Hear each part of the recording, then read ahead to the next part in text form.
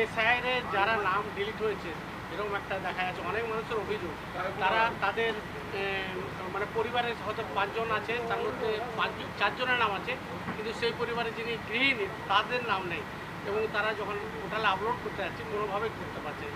নাম আবেদন করবেন নাম তোলার জন্য, আবেদন করা হয়েছে, জেলা শাসকের কাছে বারবার গেছে। না আপনি ইন্ডিভিজুয়াল কেস বলছেন, আমি কি করে বলবো? না না, 2-3 জন। না, এটা মুখ্যমন্ত্রীর কাজ নয়। মুখ্যমন্ত্রী শুধু দুটো কথা বলতে পারে, যে হিন্দু শরণার্থীরা বাংলাদেশ থেকে এসেছেন তারা সিএএ-তে আবেদন করুন, যতক্ষণ না নিষ্পত্তি হচ্ছে রেশন থেকে, অন্নপূর্ণা থেকে, বয়স্ক ভাতা থেকে কোনো অধিকার থেকে বঞ্চিত হবেন না।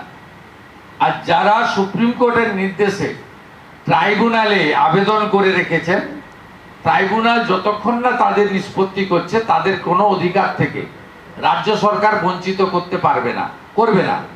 এই দুটো কথা বলতে পারি।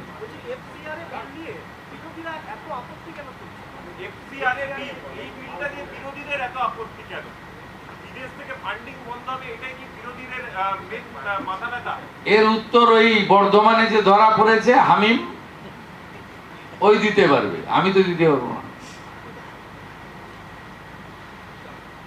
এত অবৈধ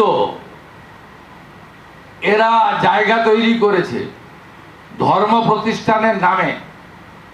মৌলবাদীরা, রেডিক্যাল গ্রুপ, দেশের ভিতরে থেকে বিদেশ থেকে টাকা এনে এই জিনিস বন্ধ করতে হবে।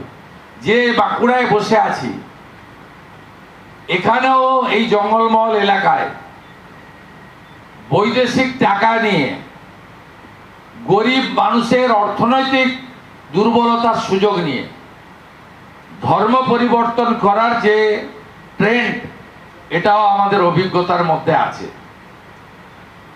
সীমান্তে জমি দিয়ে দিয়েছি, ওবিসির অবৈধ তালিকা বাতিল করে দিয়েছি, ইমাম মুয়াজ্জেম ভাতা বন্ধ করেছি, গোমাতার সম্মান রক্ষা করেছি। মহরম হয়েছে কিন্তু তরোয়াল বের করতে দিইনি।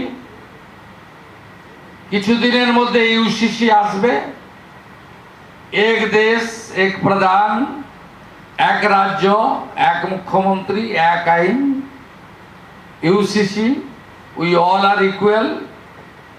তারপরে আর দুটো কাজ আমার বাকি করতে হবে,